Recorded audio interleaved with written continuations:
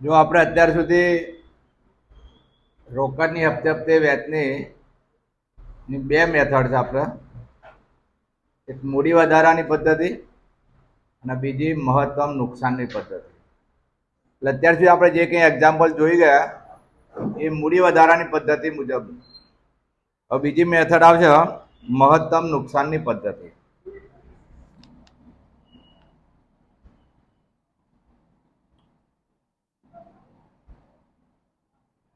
મહત્તમ નુકસાનની પદ્ધતિ.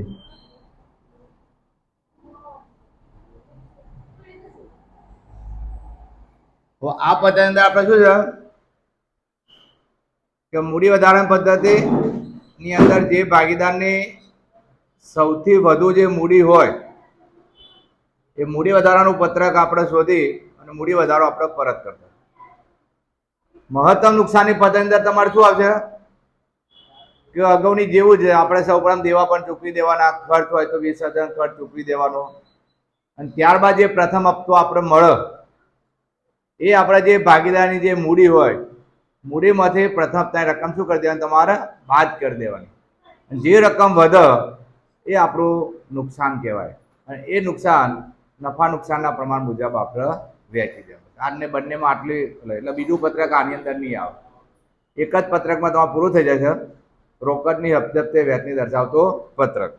એટલે હવે દાખલા નંબર 9 જો, અક્ષર, અક્ષય અને અક્ષત અનુક્રમે 2:2:1 નફો નુકસાન વેચી લેતા એક પેઢીના ભાગીદારો છે.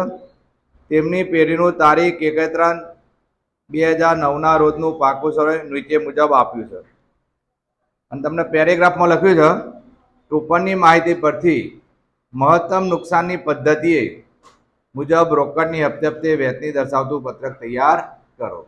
એટલે અહીંયા તમને સૂચન કર્યું છે તો મહત્તમ નુકસાની, અને સૂચન ના કર્યું હોય કઈ પદ્ધતિ તો મૂડી વધારા પદ્ધતિ મુજબ દાખલો કરવાનો. આવ્યો ખ્યાલ? એટલે મહત્તમ નુકસાનની પદ્ધતિ એ રોકડની હપ્તે હપ્તે વ્યાજની દર્શાવતો પત્રક.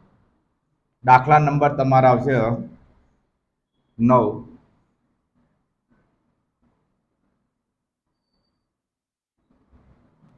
મહત્તમ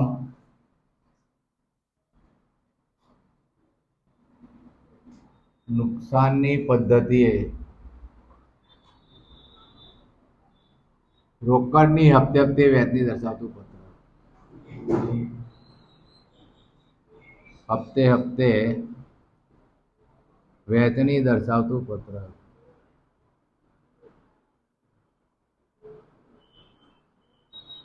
દર્શાવતું પત્રક. અગાઉની જેમ જ આપણે પત્રક બનાવી દેવાનું છે.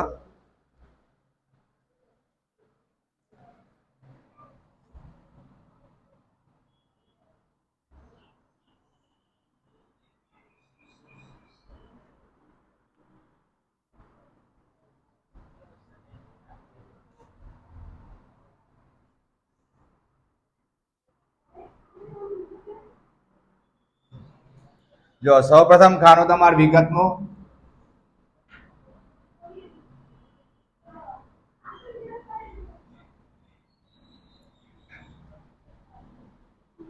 ત્યારબાદ દેવામાં બેંક લોન ને લેણદારો બે આપ્યા છે તમને.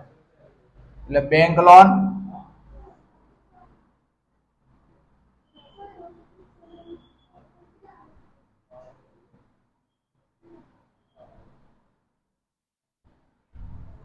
ત્યારબાદ બીજું દેવું છે લેણદારો.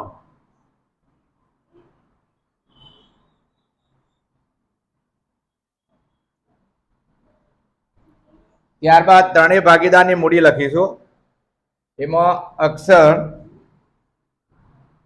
એટલે મૂડી ખાતામાં અક્ષર,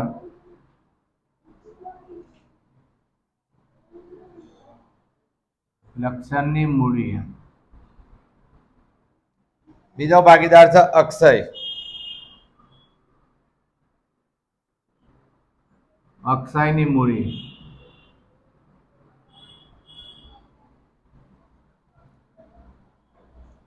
અને ત્રીજો ભાગીદાર છે અક્ષત, અક્ષતની મૂડી.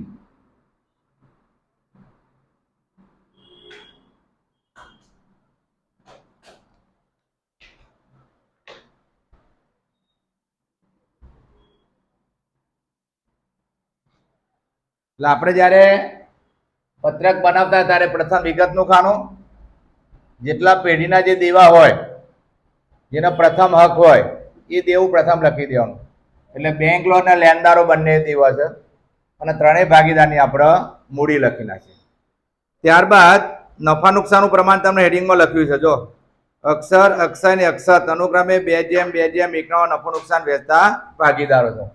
એટલે નફા નુકસાનનું પ્રમાણ 2:2:1. હવે સૌ પ્રથમ આપણે શરૂની બાકી લખી દેવાની. શરૂની બાકી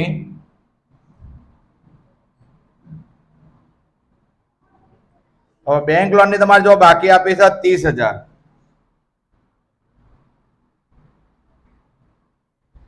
લેણદારોની બાકી 20,000 આપી છે. ત્યાર પછી ત્રણેય ભાગીદારની મૂડી આપી છે. અક્ષર ની 25,000 મૂડી, અક્ષયની મૂડી 15,000 અને અક્ષતની મૂડી 10,000. આવી ગયો ખ્યાલ?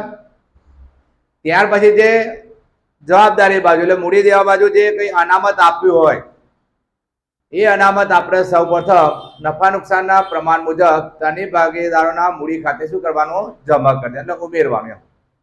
એટલે સામાન્ય અનામત પ્લસ સામાન્ય અનામત. સામાન્ય અનામત ને બાકી 10,000 આપી છે. આ 10,000 જે બાકી આપી છે એ 2:2:1 પ્રમાણ મુજબ ત્રણેય ભાગના મૂડી ખાતે જમા કરવાની છે. એટલે બે ભાગે અહીંયા 4,000 આવશે, અક્ષયના ભાગે પણ 4,000 અને અક્ષતના ભાગે કેટલા આવશે? 2,000. એટલે બાકી તમારે ઉતારવાની. બેંક લોનની બાકી 30,000, લેણદારોની બાકી 20,000 અને ભાગીદારની અનામત ઉમેર્યા બાદની કિંમત આવે 25,000, 29,000, 15 ને 4 19,000 અને 10 ને 2 12,000. બીજું તમારે જો મિલકત બાજુ આપી છે, અવાસ્તવિક મિલકતમાં નફા નુકસાન ખાતું આપ્યું છે ઉધાર બાકી, એ ભાગીદારની એકત્રિત થયેલ એક પ્રકારની ખોટ કહેવાય. એ ત્રણેય ભાગીદાર મૂડી ખાતામાં શું કરી દઈશું? બાદ કરી દેવાનું. બરોબર? એટલે માઇનસ નફા નુકસાન ખાતું.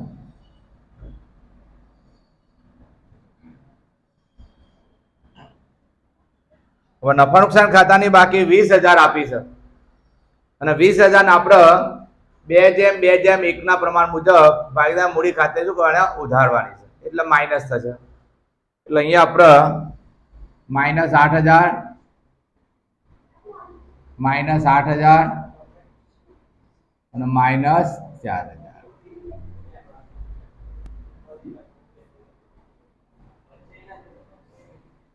એટલે બેંક લોનની બાકી 30,000,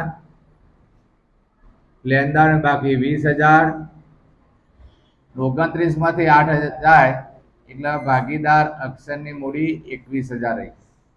8,000 જાય એટલે 11,000 અને 12,000 માંથી 4,000 જાય એટલે કેટલા આવશે? 8,000. આવી ગયો ખ્યાલ? બીજી હવે સમજી લો. શરૂઆતની બાકી લખી નાખી, સામાન્ય અનામતની બાકી આપણે ઉમેરી દીધી, ઉમેર્યા બાદની કિંમત 29,000, 19,000 ને 12,000. નફા નુકસાન ખાતાની બાકી જે ઉધાર 20,000 આપી છે ત્રણેય ભાગીદારને 2:2:1 પ્રમાણ મુજબ આપણે ઉધાર કરી દીધી એટલે માઇનસ થશે. 8,000, 8,000, 4,000.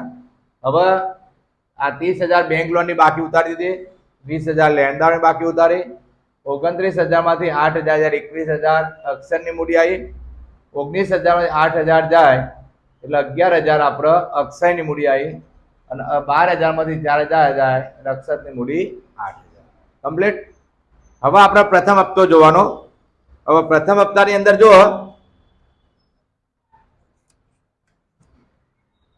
હવે આપણે પ્રથમ હપ્તો 30,409, ઉપજ કિંમત આપી 18,500 અને ખર્ચ કેટલો થયો છે? 500. એટલે હપ્તાની રકમ કેટલી કહેવાય તમારે? 18,000. એટલે પ્રથમ હપ્તો 18,000. પ્રથમ હપ્તો 18,000. ત્યાર પછી મિલકતો બાજુ જે રોકડ આપી હોય એ પ્રથમ હપ્તાની અંદર ઉમેરી દેવાની. એટલે અહીંયા તમને ચાલુ મિલકત અંદર લખ્યું છે કૌંસમાં ₹15,000 રોકડ બેંક સિલક સહિતની છે. એટલે 15,000 આની અંદર તમારે શું કરવાનું? ઉમેરવાના છે. એટલે પ્લસ રોકડ અને બેંક. રોકડ બેંક 15,000.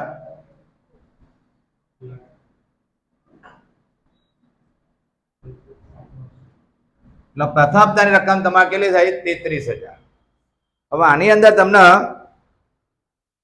પેરેગ્રાફમાં લખ્યું કે તારીખ 30/09 ના રોજ પાકેવી 5,000 લેણી ઊંડી બેંકમાં વટાવેલી છે. એટલે લેણી ઊંડી જે રકમ છે પ્રથમ હપ્તા વખતે અનામત તરીકે રાખવાની. એટલી બાદ કરીને બાકી રકમ આપણે હપ્તાની રકમ ગણાશે. એટલે માઇનસ લેણી ઊંડી અનામત. લેણી ઊંડી લખો. લેણી ઊંડી અનામત કેટલું આપે છે આપણને? 5,000. એટલે આપણા પાસે હવે એમાઉન્ટ વધી 28,000. બરાબર. હવે વિસર્જન ખર્ચ માટે પણ તમને આપ્યું છે અંદર. જો પેરેગ્રાફમાં લખ્યું છે કે વિસર્જન ખર્ચ ₹3,000 થયો. બેંકે વટાવી ઊંડિયા નાણાં પાક્યા થાય કે સ્વીકારનારને ચૂકવી આપ્યા છે. એટલે વિસર્જન ખર્ચ અનામત તમારે કેટલો રાખવાનો છે? 3,000. કેટલી રકમ રાખવાની છે? 3,000 માઇનસ વિસર્જન ખર્ચ.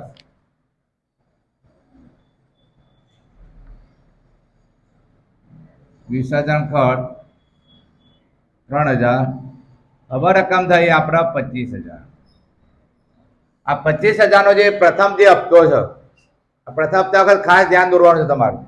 પ્રથમ હપ્તાની રકમ આપણે 18,500 હતી. એમાંથી 500 ખર્ચ બાદ કર્યો એટલે 18,000 થયા. કૌંસમાં લખ્યું ચાલુ મિલકત અંદર રોકડ અને બેંકનો સમાવેશ 15,000 થયેલો છે. એટલે રોકડ અને બેંક 15,000 ઉમેરી એટલે 33,000 નો હપ્તો થયો. એમાંથી આપણે 30,1 ઊંડી આપણે પાકે એવી વટાવવામાં આવી છે બેંકમાં. એટલે એ ઊંડીની રકમ એટલી અનામત તરીકે રાખવાની. એટલે 5,000 રાખી 28,000 થયા. હવે વિસર્જન ખર્ચ માટે 3,000 અનામત રાખવાનો છે. એટલે હવે આપણા હપ્તાની રકમ થઈ 25,000. આ 25,000 નો જે પ્રથમ હપ્તો આવ્યો એ ભાગીદારી પેલા જે કઈ દેવા છે એ દેવાને આપણે ચૂકવી દેવાના છે. હવે અહીંયા આપણે બે દેવા આપ્યા. જો બેંક લોન આપી છે અને લેણદાર આપ્યો. બંનેનો પ્રથમ હક છે. બરોબર. એટલે હવે આપણા પાસે 25,000 હપ્તો છે અને બંને 30 નું 50,000 નું દેવું છે. એટલે આપણે દેવાના પ્રમાણ મુજબ આપણે વેચીશું. બરોબર. એટલે આપણે જો બેંક લોન 30,000 અને લેણદારો 20,000 એટલે 3/2 ના પ્રમાણ આપણે વેચીશું. એટલે 25,000 ના 3/2 ના પ્રમાણમાં વેચતા. કોણ આપે? આપણે બેંક લોન અને લેણદારો. બરોબર.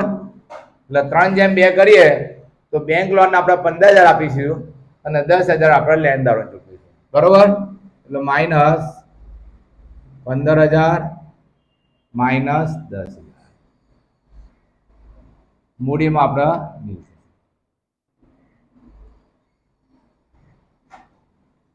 30,000 માંથી 15,000 જાય એટલે 15,000 ની બાકી વચ્ચે 20,000 10,000 જાય એટલે 10,000 ની બાકી વચ્ચે મૂડીની તો પૂરેપૂરી રકમ ઉતારવાની 21,000 11,000 અને 8,000. પ્રથમ હપ્તો તમારો પૂરો થયો. બરોબર. હવે આપણે બીજો હપ્તો જો. હવે બીજા હપ્તાની અંદર 31/5/09 ના રોજ બીજો હપ્તો 30,800 છે. એમાં 800 વિસર્જન ખર્ચ થયો છે. એટલે હપ્તાની રકમ કેટલી કહેવાય તમારે? 30,000. બરોબર. એટલે બીજો હપ્તો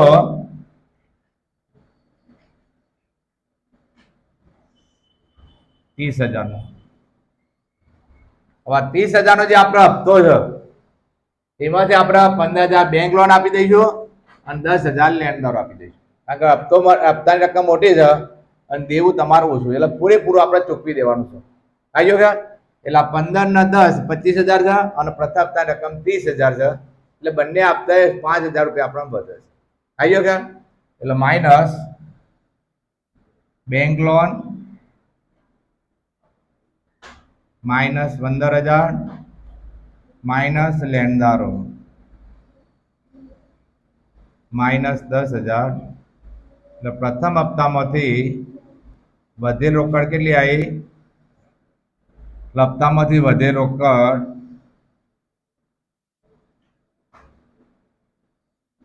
રોકડ 5,000 બરોબર. એટલે 15,000 આપણે બેંક લોન આપી દઈશું અને 10,000 આપણે લેણદારોને આપી દઈશું.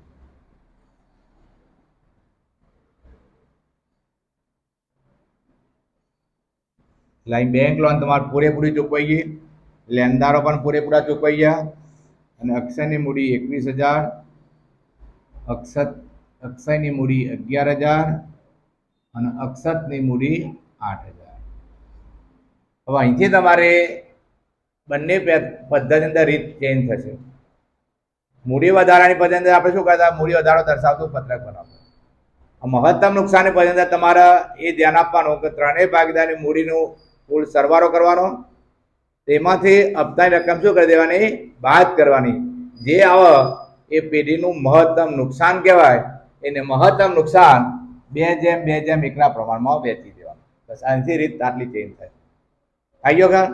એટલે આપણે કુલ મૂડી શોધી કાઢીએ.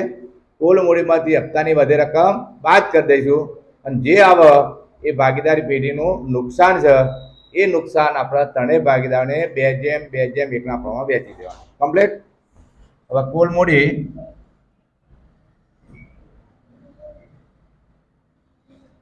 જો 21, 11 ને 8,000 કેટલું થાય છે?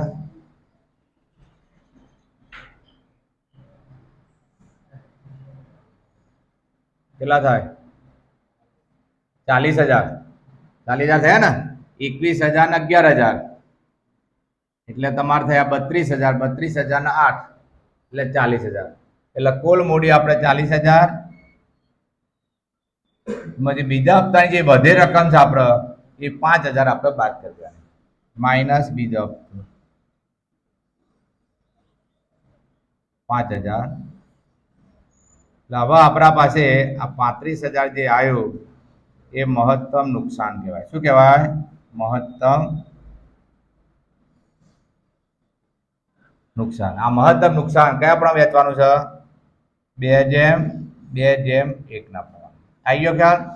આ 35,000 ને મને 2:1 પ્રમાણ મુજબ વહેંચી આપો. 14,000.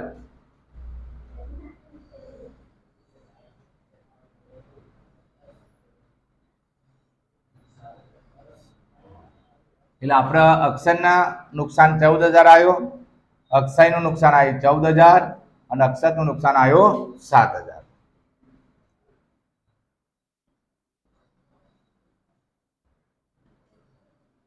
₹21,000 14,000 બાદ કરો કેટલા? 7,000. 11,000 માંથી માઇનસ 3,000 અને 8,000 7,000 એટલે 1,000.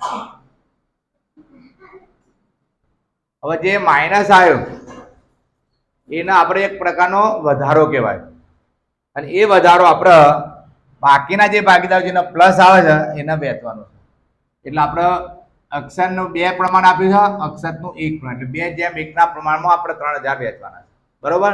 એટલે એને આપણે વધારો કહેવાય. અક્ષયનો વધારો કેટલો આપ્યો છે? 3,000.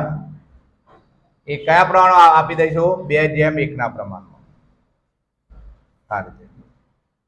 એટલે આપણે કેટલા આવશે? અને 2,000 આવશે અને અક્ષતના આવશે 1,000 અને અહીંયા આપણે જે માઇનસ છે એને શું થઈ જશે? પ્લસ. આટલી વસ્તુ ધ્યાન દોરવાનું. કમ્પ્લીટ.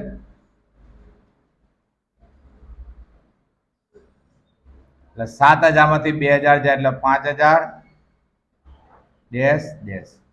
એટલે અહીંયા તમારે બીજા હપ્તામાંથી જે 5,000 રૂપિયા આપણે વધેલા હતા એ રકમ કોને મળી? અક્ષરને. જો આ 5,000 રૂપિયા આપણે વધ્યા હતા ને બીજા હપ્તામાંથી એ રકમ આપણે કોને મળે છે? અક્ષરને.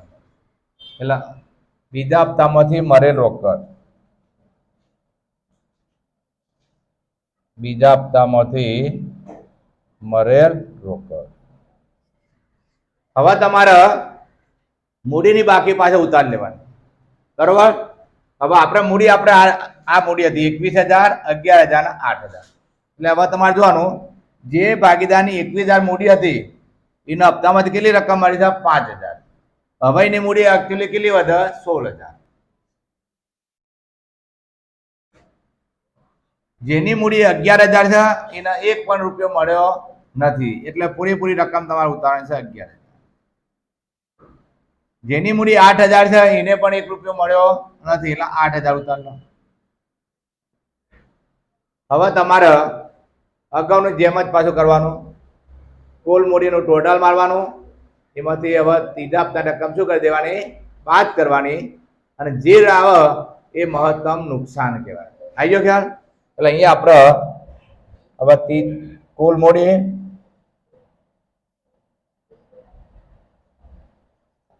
કુલ મૂડી 16,000, 11,000 ના 8,000, 35,000.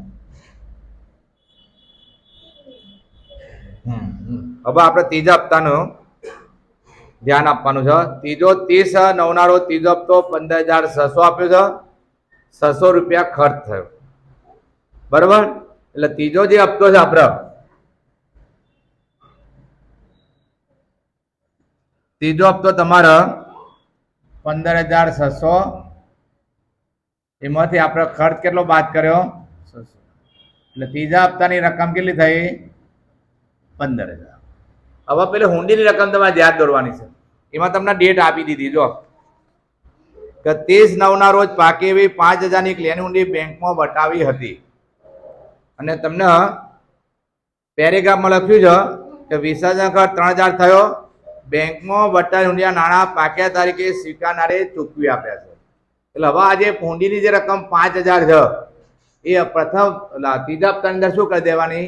ઉમેરી દેવાની, બરોબર. કારણ કે આપણે શરૂઆતમાં બાદ કરી દીધો 5,000 લેવાની. હવે સ્વીકારનારે પૈસા બેંકમાં ભરી દીધા છે, એટલે હવે એ 5,000 હપ્તાની અંદર શું કરી દેવાની? ઉમેરી દેવાની. કઈ તારીખે? 30, એટલે આપણે ત્રીજા હપ્તામાં, એટલે પ્લસ લેની હુંડી, લેની હુંડી અનામત 5,000 આપણે ઉમેરી. એટલે હવે આપણો હપ્તો કેટલો બન્યો? 20,000 નો. હવે આપણા કુલ મૂડી આપણે જે 35,000 છે એમાંથી ત્રીજા હપ્તાની રકમ આપણે શું કરી દેવાની છે? બાદ કરી દેવાની. આવી ગયો ખ્યાલ? માઇનસ ત્રીજો હપ્તો 20,000, એટલે આપણે વધ્યું 15,000 જે મહત્તમ નુકસાન.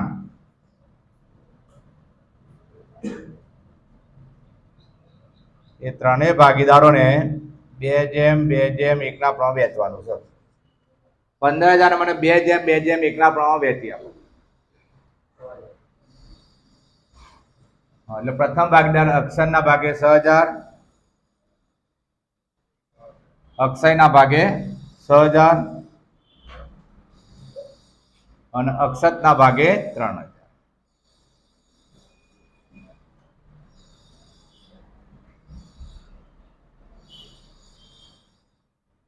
$16,000 માં 6,000 જાય એટલે 10,000, 11,000 માં 6,000 જાય તો 5,000, અને 8,000 માંથી 3,000 જાય એટલે 5,000.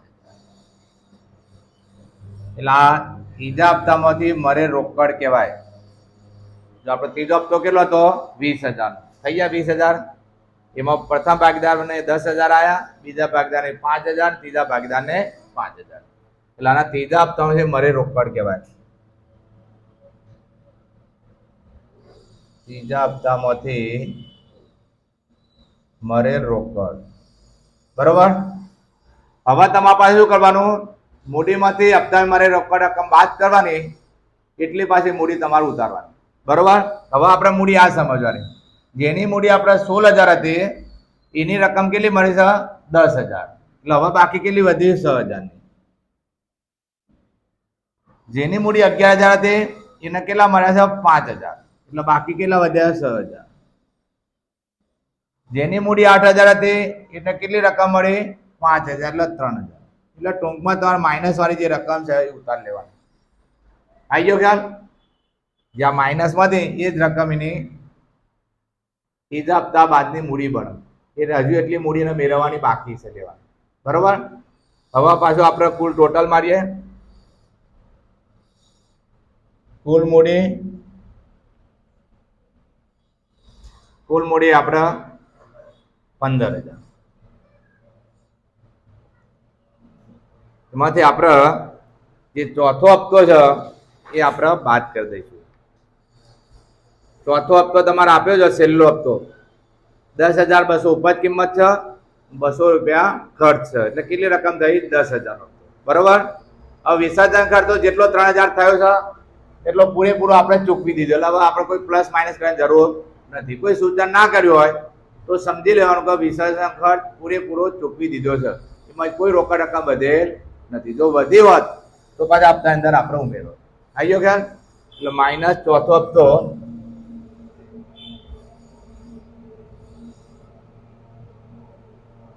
10,000 આ 5,000 જે આપણે આવ્યો એ શું કહેવાય? મહત્તમ નુકસાન.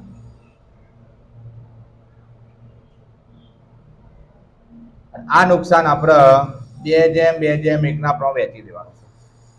આવી ગયો ખ્યાલ? 5,000 ને આપણે 2:2 એટલે 2,000 માઇનસ 2,000 માઇનસ 1,000.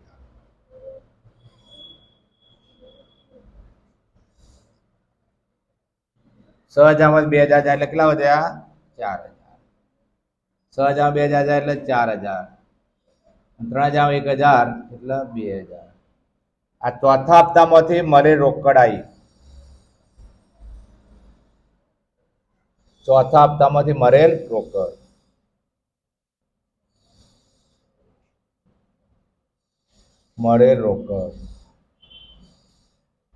બરોબર? હવે આપણે અગાઉની જેમ માઇનસ વાળી રકમ ઉતારી હોય તો 6,000 માં 4,000 છે એટલે 2,000. 6,000 માંથી 4,000 જાય એટલે 2,000. 3,000 2,000 જાય તો 1,000. આ તમારી મૂડી તૂટ આવી કહેવાય, અથવા મૂડી ખોટ. આટલી ધંધાની મૂડીમાં આપણે તૂટ પડી એટલે આને આપણે મૂડી ખોટ કહી. શું કહીશું? મૂડી ખોટ. આવી ગયો ખ્યાલ? જય કરો.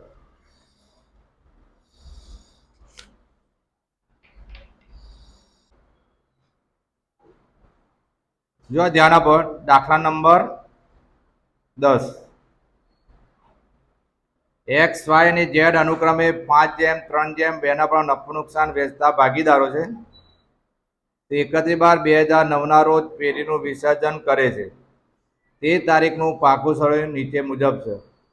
પેરેગ્રાફમાં લખ્યું તમને મહત્તમ નુકસાનની પદ્ધતિથી રોકડની હપ્તે હપ્તે વેચની દર્શાવતું પત્રક તૈયાર કરો. બરોબર? તો દાખલા નંબર 10 મહત્તમ નુકસાનની પદ્ધતિ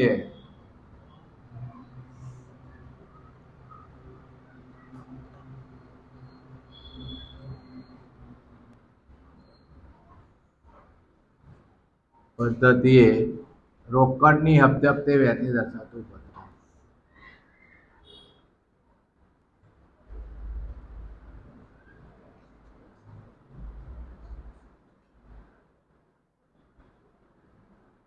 વેચની દર્શાવતું પત્રક.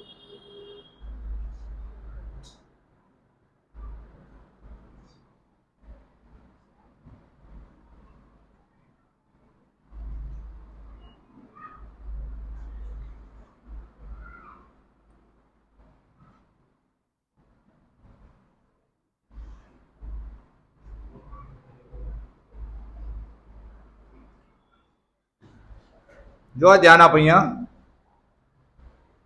હવે આપણે દેવાની અંદર બે આપ્યા, બેંક ઓવરડ્રાફ્ટ અને લેણદારો. એટલે પ્રથમ ખાનું વિગતનું આવશે.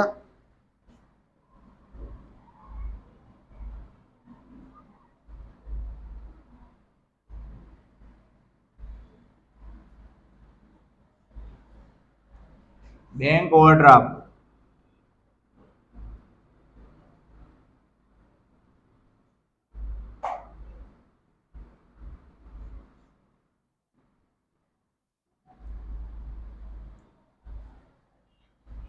લેણદારો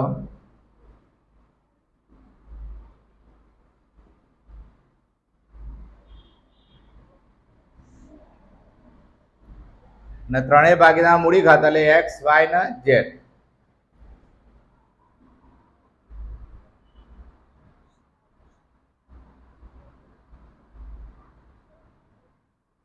એક્સ ની મૂડી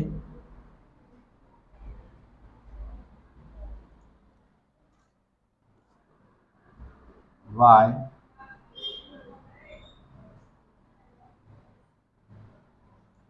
અને ભાગીદાર ઝેડ.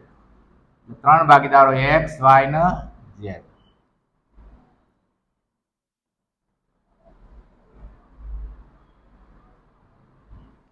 હવે ત્યારબાદ જો નફા નુકસાન ખાતું અહીંયા આપેલો નથી એટલે આપણે અગાઉના દાખલા અંદર શું છે, નફા નુકસાન ખાતું ઉધાર બાકી આપી બાદ કરી હતી અને જમા બાકી સામેના મત આપ્યું તો ઉમેરી હતું. અહીંયા બંનેમાંથી એક પણ બાકી આપી નથી એટલે હવે આપણે સૌ પ્રથમ આપણે શરૂની બાકી લખી દઈએ. શરૂની બાકી તો બેંક ઓવરડ્રાફ્ટની તમને બાકી આપી છે 20,000. લેણદારોની બાકી આપી છે 10,000. પછી ભાગીદાર એક્સ ની મૂડી 20,000. ભાગીદાર વાય ની મૂડી 22,000 અને ભાગીદાર ઝેડ ની મૂડી 12,000. બરોબર. એટલે શરૂની બાકી ત્રણેયની આપણે ઓવરડ્રાફ્ટ 20,000, લેણદારો 10,000, એક્સ ની મૂડી 20,000, વાય ની મૂડી 22,000, ઝેડ ની મૂડી 12,000. કમ્પ્લીટ. ત્યારબાદ હવે આપણે પ્રથમ હપ્તો જો. પ્રથમ હપ્તો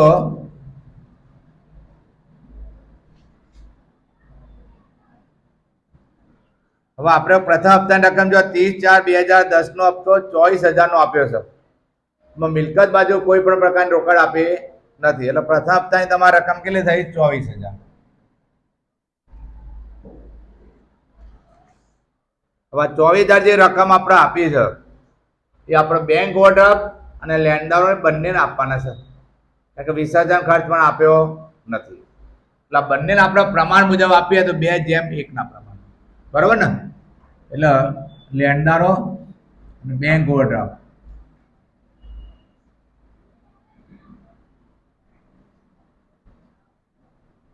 અને લેણદારો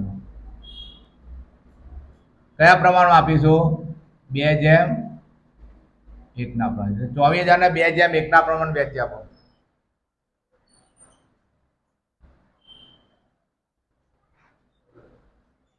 કેટલા આવે છે?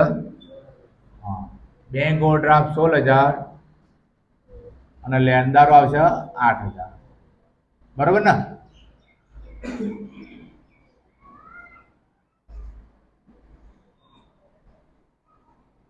એટલે 20,000 16,000 એટલે 8,000 એટલે 4,000. 10,000 8,000 જાય તો 2,000. મૂડી તમારી એની જ ઉતારે છે 20,000, 22,000 અને 12,000. આવી ગયો ખ્યાલ? હવે આયા આપણે બીજો હપ્તો.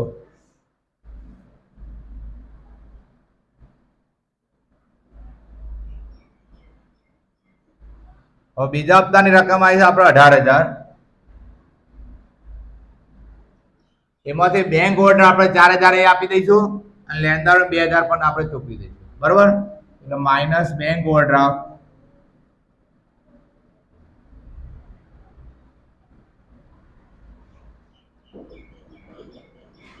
માઇનસ લેણદારો.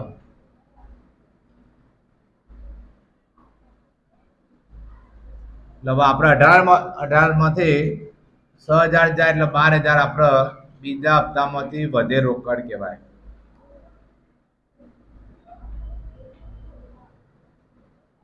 એટલે આપણે બેંક ઓવરડ્રાફ્ટ 4,000 ચૂકવી દઈએ, લેણદારોને 2,000 આપી દઈએ. હવે જે વધે એ આપણે બાકી ઉતારી દઈએ.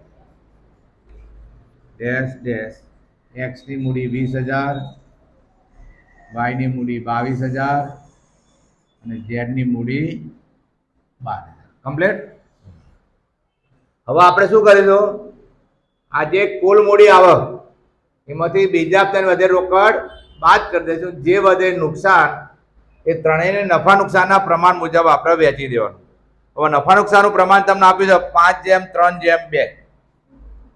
5:3:2 ના પ્રમાણમાં આપણે વેચવાનું છે. આવી ગયો ખ્યાલ? એટલે આપણે કુલ મૂડી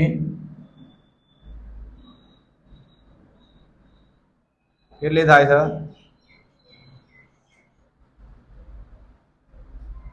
54,000. કુલ મૂડી 54,000. એમાંથી બીજા હપ્તાની રકમ આપણે બાદ કરી દઈશું. બરોબર? માઇનસ બીજો હપ્તો.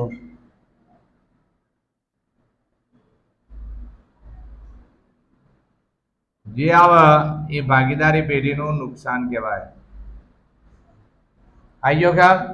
ફરતી ધ્યાન આપો. આ ત્રણેય ભાગીદારનું આપણે મૂડી ટોટલ માર્યું એટલે 54,000 આવ્યો. એમાંથી બીજા હપ્તાનો વધેલો તો 12,000 માઇનસ કર્યો એટલે આ 42,000 જે રકમ આવી એ પેઢીનું મહત્તમ નુકસાન કહેવાય. શું કહેવાય? મહત્તમ નુકસાન. અને આ મહત્તમ જે નુકસાન છે એ કયા પ્રમાણે વેચીશું? નફા નુકસાન પ્રમાણે. એટલે 5:3:2 ના પ્રમાણે.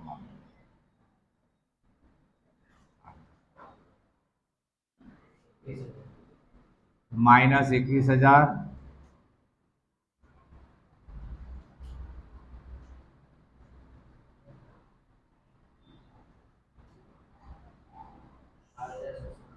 કેટલા? 12,600.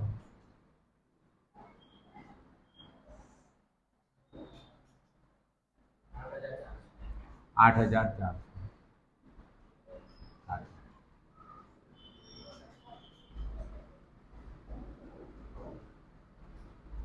20,000 માંથી 21,000 માઇનસ 1,000.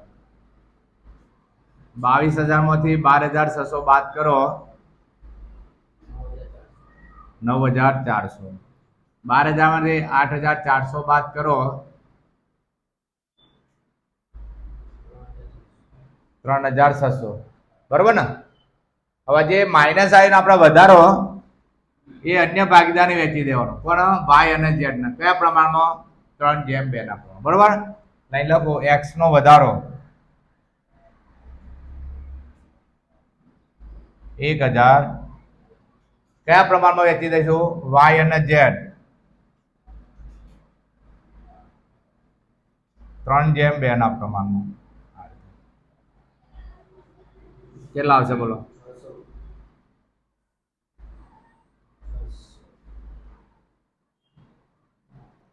400 આવશે. અને આ 1,000 શું કરી દેવાના? પ્લસ કરી દેવાના.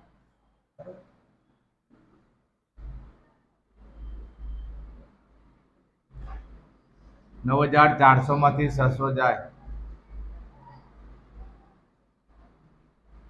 8,800. બરોબર?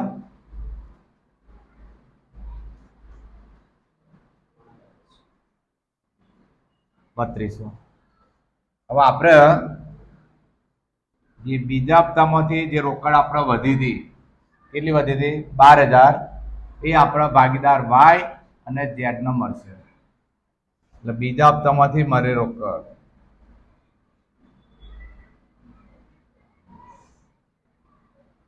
મળે રોકડ. આવી ગયો ખ્યાલ? હવે આપણે શું કરીશું?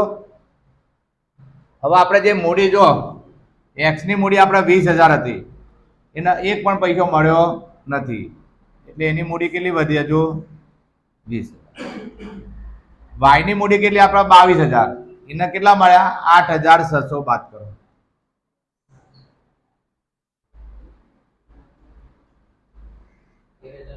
$13,200. હવે આપણે ઝેડ ની મૂડી કેટલી? 12,000. એને કેટલા મળ્યા? 3,200.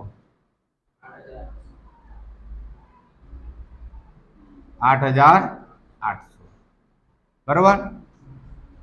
હવે તમારે કુલ મૂડીનું ટોટલ મારવાનું 20,000, 13,200 અને 8,800.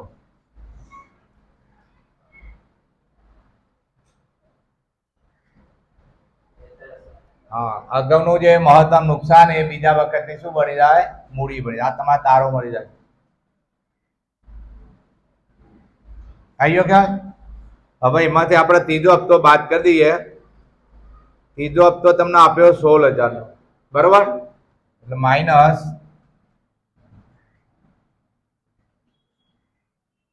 ત્રીજો હપ્તો 16,000,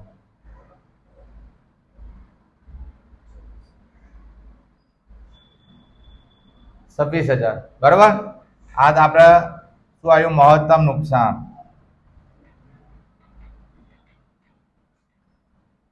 ના, મહત્તમ નુકસાન કયા પણ વેચીશું? 5:3:2 ના પ્રમાણમાં.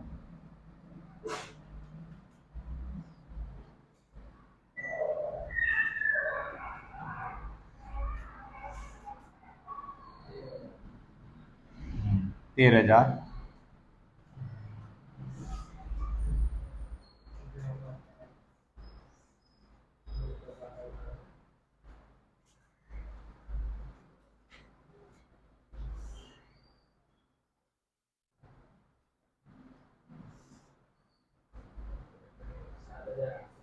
$7,800.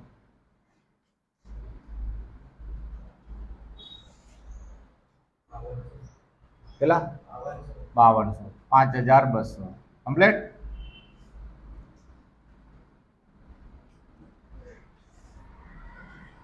$20,000 માં 13,000 જાય એટલે 7,000. 13,200 માંથી 7,800 બાદ કરો, 5,400. 8,800 માંથી 5,200 બાદ કરો,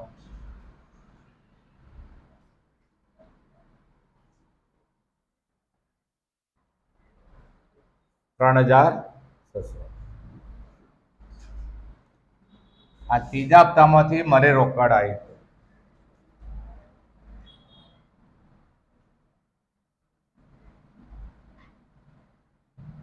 મળે રોકડ, બરોબર? હવે આપણે 20,000 જેના મૂડી હતી એના આપણે કેટલા મળ્યા? 7,000. એટલે નુકસાન કેટલું આવ્યું? 13,000 નું. 13,200 ને 5,400 માં એટલે નુકસાન કેટલું આવ્યું? 7,800. 8,800 વાળા કેટલી રકમ મળી? 3,600. એટલે નુકસાન આવ્યું 5,200. આ જે આવી એ ભાગીદારી પેઢીની મૂડી ખોટ કહેવાય અથવા મૂડી તૂટ, બરોબર?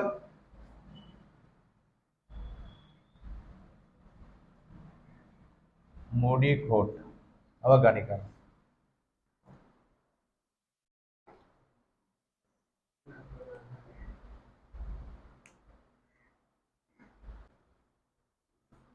જો દાખલા નંબર 11 ધ્યાન આપો.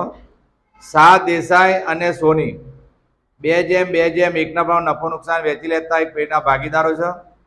તેમની 1/3/10 ના રોજ પાકું નીચે મુજબ આપ્યું છે. અને પેરેગ્રાફમાં તમને લખ્યું છે કે મૂડી વધારાની પદ્ધતિ મુજબ રોકડની હપ્તે હપ્તે વેચની દર્શાવતું પત્રક તૈયાર કરો. આ મૂડી વધારાનો દાખલો છે આપણે, બરોબર છે? એ કરાવી દઈએ, સારો છે. બધા 2-3 વિકલ્પ અંદર સારા છે, ખ્યાલ આવે? અને પરી અંદર આપણે ગુજરાત યુનિવર્સિટી અંદર પણ પૂછાયેલો દાખલો. એટલે મૂડી વધારાની પદ્ધતિ એ રોકડની હપ્તે હપ્તે વેચની દર્શાવતો પત્રક.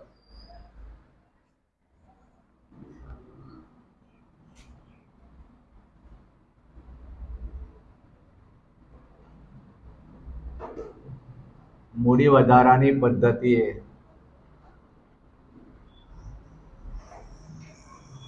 રોકડની હપ્તે હપ્તે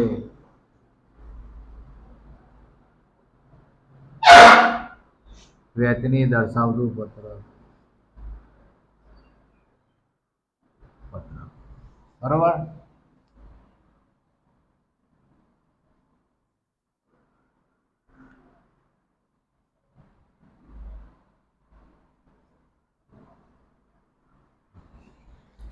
તો આની અંદર જો આપણે દેવા સાઈડમાં તમને બે દેવા આપ્યા છે. એક ભાગીદાર શાહની લોન આપી છે અને લેણદારો આપ્યા છે, બરોબર? એટલે આપણે સૌ પ્રથમ લેણદારો લખીશું કારણ કે એનો હક પ્રથમ છે. અને ત્યાર પછી બીજો હક કોનો છે? શાહની લોન. અને ત્યાર પછી ત્રણેય ભાગીદારની મૂડી આવશે. આવ્યો ખ્યાલ? એટલે ત્રણેય ભાગીદારના નામ આવશે તમને. એટલે વિગત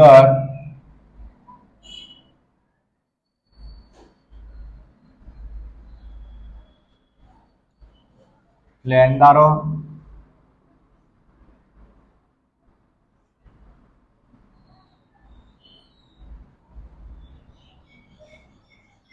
શાહની લોન,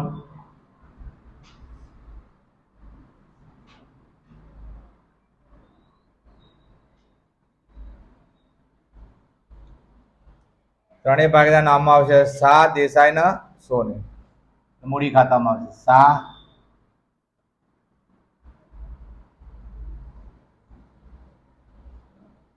દેસાઈ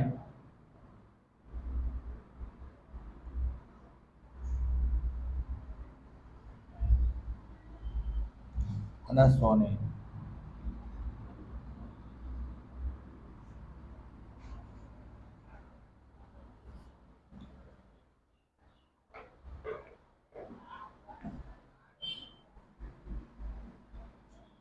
હવે આપણે સૌ પ્રથમ સરોની બાકી લખી દઈએ. બરોબર? સરોની બાકી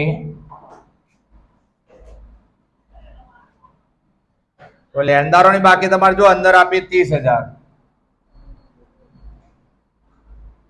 શાહની જે લોન આપી છે 8,000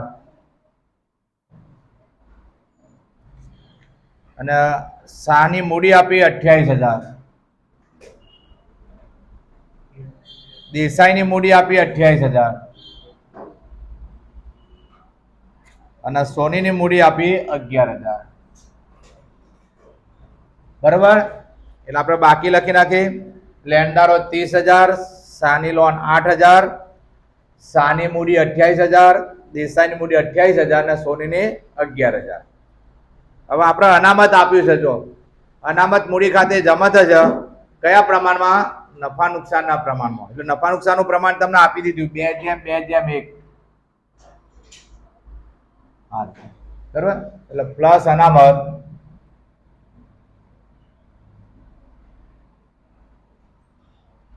અનામતની બાકી આપી 15,000. 2:2:1 ના પણ વહેંચવાની છે. ઉમેરા એટલે 6,000 પ્લસ 3,000.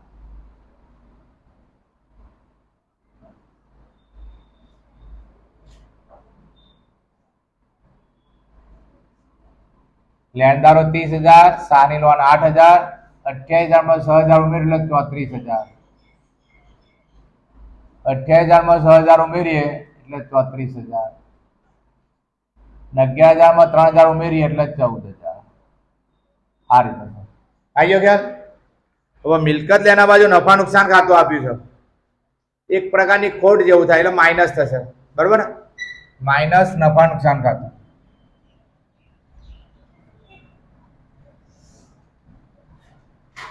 હવે નફા નુકસાન ખાતાની બાકી તમને 10,000 આપી છે. એ 2:2:1 ના પણ મુજબ વેચીએ તો શાહમાં 4,000 આવશે, દેસાઈમાં 4,000 અને સોનીમાં 2,000. આવી ગયો ખ્યાલ?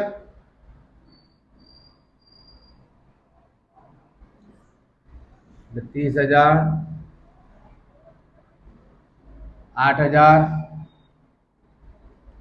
30,000,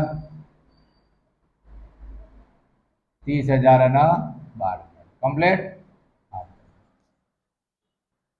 હવે આપણે જોઈએ પ્રથમ હપ્તો. જો હવે 1/4/10 પેટીનું વિસર્જન કરવામાં આવ્યું. વિસર્જન ખર્ચ માટે 3,000 અનામત રાખી બાકીનો હપ્તે હપ્તે વ્યાજની નક્કી કરવાની છે. એમાં આપણે પ્રથમ હપ્તો તમારે કેટલો આપ્યો? 18,000 નો. કેટલો આપ્યો છે? 18,000. પ્રથમ હપ્તો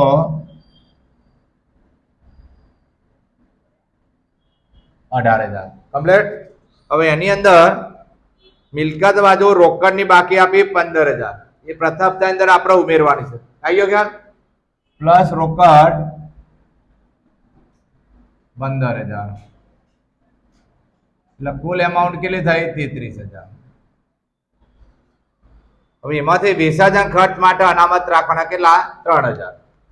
માઇનસ વિસર્જન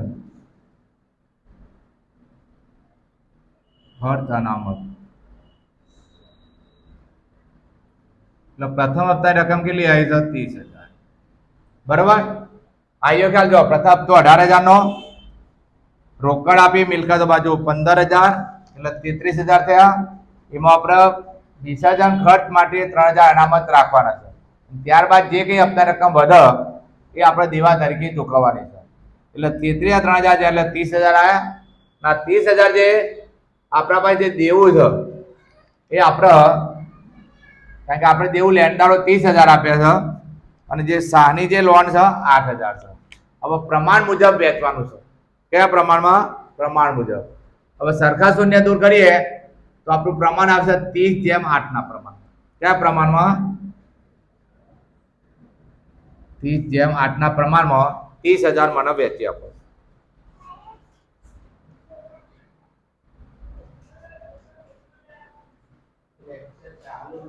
એક કામ કરે, આમ તો શાહની લોન નો બીજો હક છે એટલે આપણે પૂરેપૂરી રકમ લેણદારો આપી દઈએ. આવ્યો કે લેણદારો એટલે 30,000 આપણે લેણદારો આપી દીધા.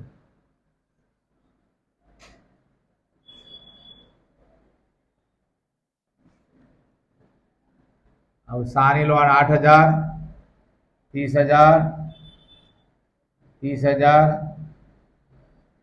અને 12,000. બરોબર.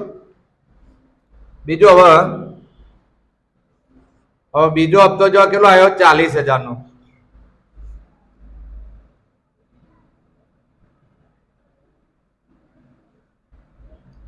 બીજો હપ્તો 40,000 નો છે.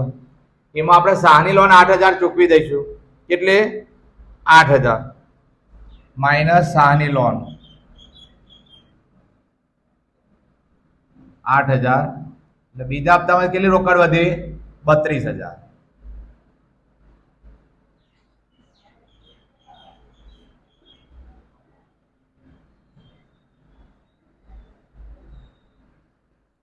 લેણદારો પૂરા થઈ ગયા, શાહની લોન પૂરી થઈ ગઈ. હવે 30,000, 30,000 અને 12,000. હવે જેની મૂડી વધુ હોય એના આપણે વધેલા હપ્તામાંથી રકમ મળશે સૌ પ્રથમ. અને એના માટે આપણે મૂડી વધારો દર્શાવતો પત્રક તૈયાર કરવાનું છે. બરોબર.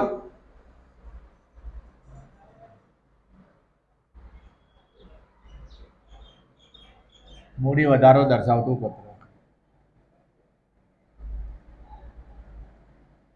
મૂડી વધારો દર્શાવતો પત્રક. આવી ગયો ખ્યાલ. હવે આપણે ભાગીદારો, 3 ભાગીદારો આપ્યા છે આપણને. શાહ, દેસાઈ ને સોની. શાહ, દેસાઈ અને સોની. ત્રણેય ભાગીદારની મૂડી લખી નાખો. હવે આપણે જે અનામત ઉમેરી નફા નુકસાન ખાત બાજુ ની રકમ લખવાની છે. 30,000, 30,000 ને 12,000.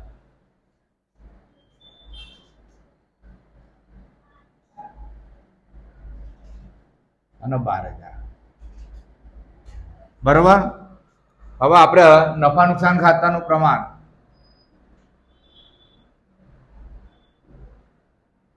બે જેમ 1.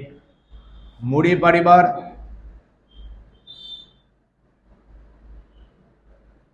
મૂડી ભાગ્યા નફા નુકસાનનું પ્રમાણ એટલે 30,000 ભાગ્યા 2 એટલે કેટલા આવ્યા? 15,000. 30,000 ભાગ્યા 2 એટલે 15,000 અને 12,000 ભાગ્યા 1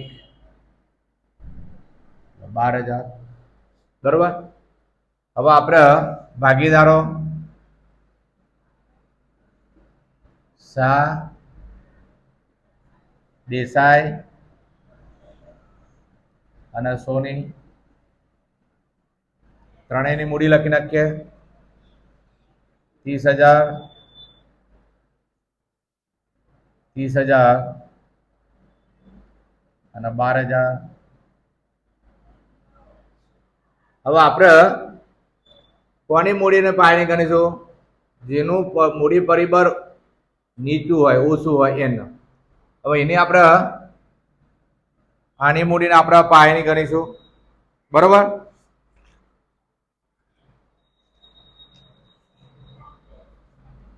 સોનીની મૂડીને પાયણી ગણતા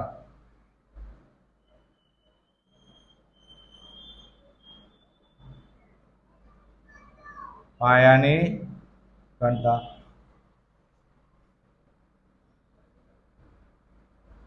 12,000. 12,000 ભાગ્યા 1 એટલે 12. 12 દુ 24,000. 12 દુ 24,000.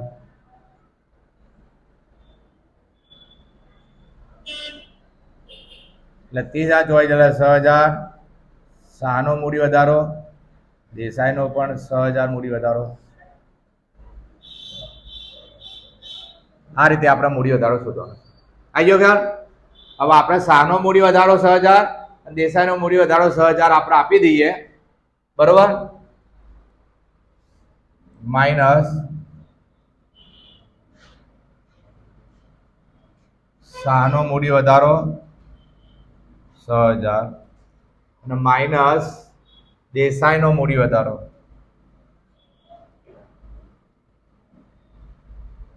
દેસાઈનો મૂડી વધારો.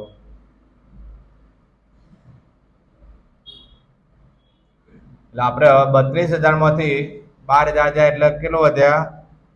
20,000, બરોબર? એટલે જેનો મૂડી વધારીને સૌ પ્રથમ રકમ આપી દઈએ 6,000 અને સોનીને મળતા નથી. 30,000 જાય એટલે 24,000. 30,000 જાય તો 24,000 અને 12,000. હવે જે હપ્તાની રકમ જે વધી છે એ આપણે નફા નુકસાનના પ્રમાણ મુજબ આપી દેવાની છે, કારણ કે હવે સરખી મૂડી થઈ ગઈ. જો 12 1 2 ભાગે 24 ના 2 ભાગે 24. એટલે આપણે નફા નુકસાનના પ્રમાણ મુજબ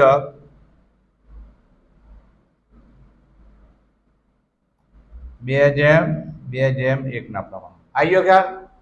એટલે 20,000 આપણે 2:2:1 ના પ્રમાણમાં વેચ્યા. -8,000 -8,000 અને -4,000.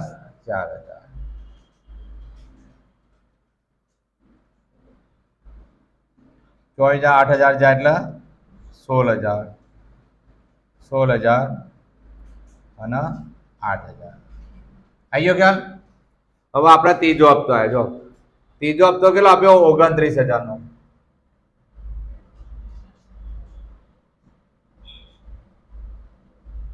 આપણે વિસર્જન ખર્ચ માટે અનામત કેટલા રાખ્યા? 3,000. પણ ખરેખર વિસર્જન ખર્ચ કેટલો થયો છે? 2,000. એટલે 1,000 રૂપિયા પાછા ઉમેરવાના છે, બરોબર? એટલે પ્લસ વિસર્જન ખર્ચ અનામત.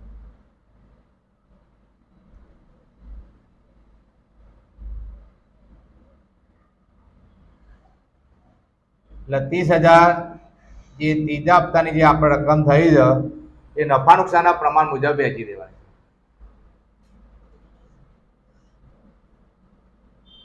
2:2:1 ના પ્રમાણમાં કેટલા? 12,000. આના પણ 12,000 ના 6,000.